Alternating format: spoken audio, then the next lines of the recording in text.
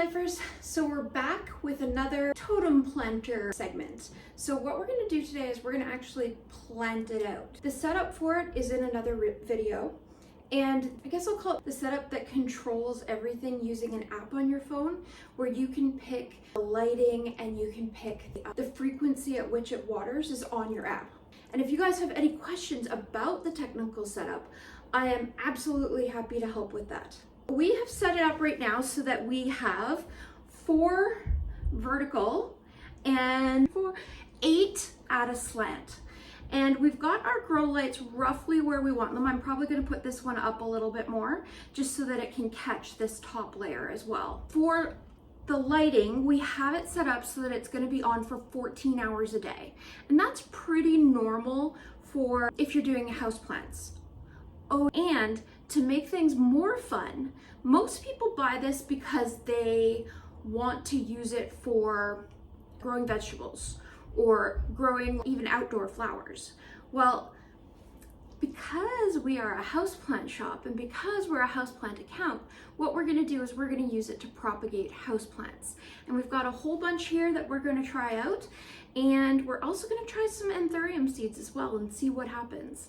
Just everything's an experiment around here. We are going to start with putting the nutrients in the water. So I have read the handy dandy instruction booklet this time before I'm actually going to do a reel. That's a really good thing for me. It's not something I've done in the past. And so we're just going to open this handy dandy thing. So this is your water catchment. The water is actually a continuous cycle, so you're going to have to clean it out at some point in time.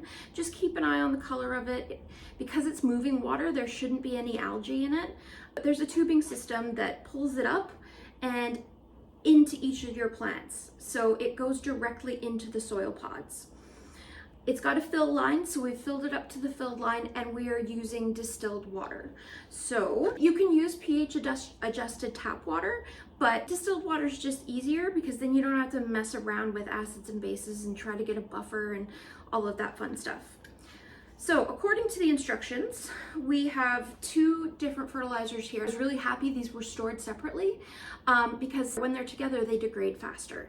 So it's really great that they thought about that. It goes to show how much science is actually invested in this machine. It's a 2-part nutrient solution, and they want 12 of A and 12 of B. I don't know which way those show when we actually do it. So I think it's like A and B.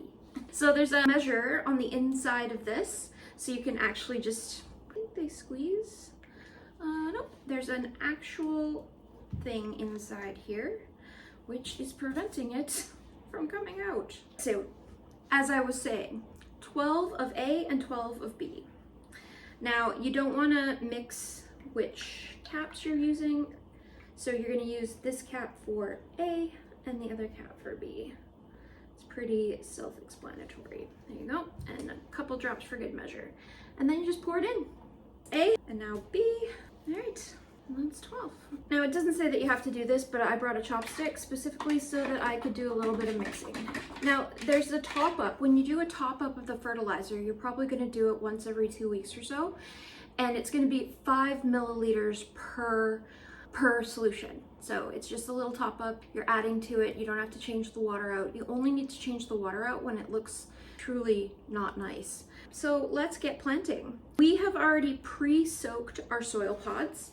10 minutes each gets them to the point where they are ready to go. So we've decided to do some Anthurium seeds, but we've decided to do an experiment because Anthurium seeds in real life, they are basically an inflorescence that has the seeds on it, and they look like nice juicy fruits, and the seeds are inside the fruits. But when they fall to the ground, they're still in fruit form. And then over time, the fruit disappears and the seed is left.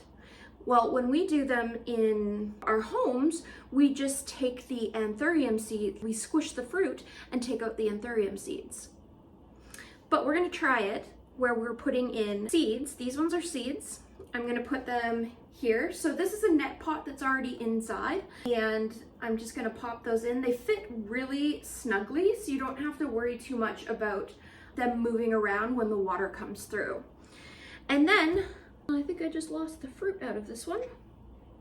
I'll have to add it back in later. We've got another one that's producing. But either way, we've put the pink fruit in this one. Oh, there it is. I found it. All right. And the key with anthuriums is making sure that they have lots of light in order to germinate. So we're going to put these up on the top and watch them germinate. They've got a dedicated light. All right.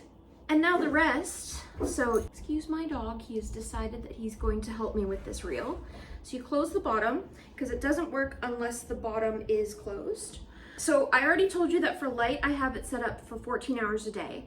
And for watering, I have it set up so that it will flow through for 1 minute every, I think 6 hours I put it.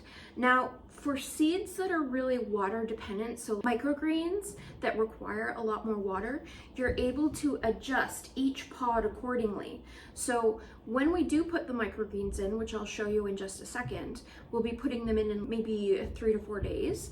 We'll be individually adjusting the flow in each one of these things. So obviously we'll want a faster flow in the bottom where our microgreens are going to go, and we want a slower one at the top. Now, their instructions for putting in cuttings is that you need to slice the pod. So we've sliced most of them, but their instructions weren't very clear about whether or not you have to leave the pod. The instructions weren't very clear as to whether you needed to leave the pod intact at the bottom. I chose to, just because I think that that's another place where it will just hold on to more water. So you just stick your scissors in and cut down the side, and it creates this handy dandy little like sandwich. These are the two breads, and then you put in your cutting. So we have a whole selection of cuttings here. I'm going to put the ones that are meant to hang down the side on the sides, and then ones that are meant to grow more horizontally in the middle. The first ones that we have, I'm really excited to try. These are string of turtles. They're a type of peperomia, and I'm going to put them in here. So there are instructions in there about how to actually, which plants will do good and which plants will do bad. And you know what, frankly, it doesn't matter to me. I am going to try any type of plant I can think of. And if they fail, then it's just proof to me that I didn't do it right. So I'm actually going to put them in with the cut side down. And that's just because that when they're hanging, they sort of, the ends of the cuttings sort of point up. So I'm actually hoping that they'll cement their first roots in the top part of the soil pod. All right, so I'm going to put my string of turtles right here. Now we're not done with actually getting these set up so that there's a cap that has to go on, which I'll show you in just a second. But we're gonna actually put all our cuttings in first, and then we'll come back. So now that I've mutilated this one, it's gonna go in the middle because it's a tall growing one, and I'm gonna put it down. It's already got a few woody type roots, but I'm just hoping it gets better roots in the seed pod. Next, I've got so many cool string of nickels. These are silver dollars. I'm putting them with a type of dischidia. So we're just mixing and matching and seeing what'll grow. I'm kind of excited about this. No, I put that one so the slit is at the top, and I already saw that that was not gonna work. All right, so they are pretty snug in the net pots, which is amazing. They expand quite well once you take them from their dry form and then plump them up with some water. I'll make the same mistake again if I'm not careful. We've got some really cool Monstera and pothos and peperomia here that we're gonna put in. And we've got a lot of cool variegated ones. So now these have little air roots that are starting, so it's gonna be a good experiment to see how those air roots transition to soil roots, because this is supposed to be a soil pod. So if I put this, there we go. All right, this is so much fun. Small things tend to amuse me. So, and this one's gonna be a hanging one. And then in the one in the middle, this one's not quite a hanging one yet, but I'm still gonna put it in the middle, and maybe we'll even grow it vertically with some of the bamboo stakes that they give you. We're gonna use the bamboo stakes probably definitely for the anthuriums to keep them upright, and then maybe even for some of these to get them, train them to grow in the right direction. This might seem a little tedious for things that would just go in a pot of water and to propagate them, but it might be cool because maybe the plants will even take over and this will become a decorative type piece. All right, so to keep the soil pods in, you've got these caps. The caps actually stick on pretty good. When I was originally putting it together, I realized that the caps stick in so good that when you're taking them out with this little tool, they go flying across the room. So I decided to spare you guys that demonstration because I'd be collecting up these caps for days and days and days. So the top, you can see, because I don't actually think that there's an up or down for the top ones, but I'm just gonna pop them on. With the soil pods in here with all the water, they're a little tight to put on, but that's a good thing because remember, we don't want these things jiggling around. So this behind here is a trellis, and we can either use it to hang the thing on the wall, our totem planter on a wall, or we can actually lift it up and use it to actually train plants. We'll probably end up training the plants up the trellis, but we're gonna have to wait a little while until they're ready. I'm just gonna pop all these on real quick. They've got these handy dandy keyholes, so you know that this, where the tool fits, goes in the bottom, and then the handy dandy opening to the keyhole is where you're gonna put your plant through. And it also helps just keep your plant in place so you don't have anything falling out. There we go. Once you hear those 4 snaps, you're good. Well, this one has very succulent leaves, so you're gonna wanna try and keep the leaves on top just so that they don't get too wet. Make sure you don't get any leaves trapped inside the pods. These caps also stop any water that might build up on the inside from, especially when it's watering through, so these caps will stop some of the water from coming out this way. They're really well built. All right, and that's that. Cool. So you can adjust the lights so that they're at the right height. With the anthuriums on top, we're gonna put them a little closer. And we've also got these handy dandy covers to increase the humidity around the seeds. So you just pop those guys on. They don't really fit the best, but good enough. As the height of them changes, you're able to change the height of the light. Now this guy doesn't like to stay up.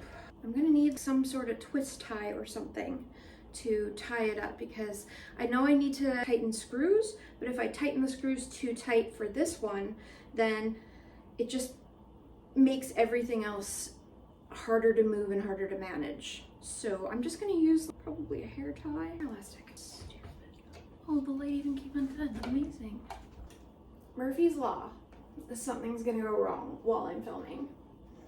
Not wrong, just learning points for using this new piece of equipment. And I'm gonna use the cord as a mounting tool. So I'm just gonna tie it to the other light, which is really well installed. Again, this is something I can fix with a screwdriver, but my screwdriver's out in the car and I don't feel like going to get it.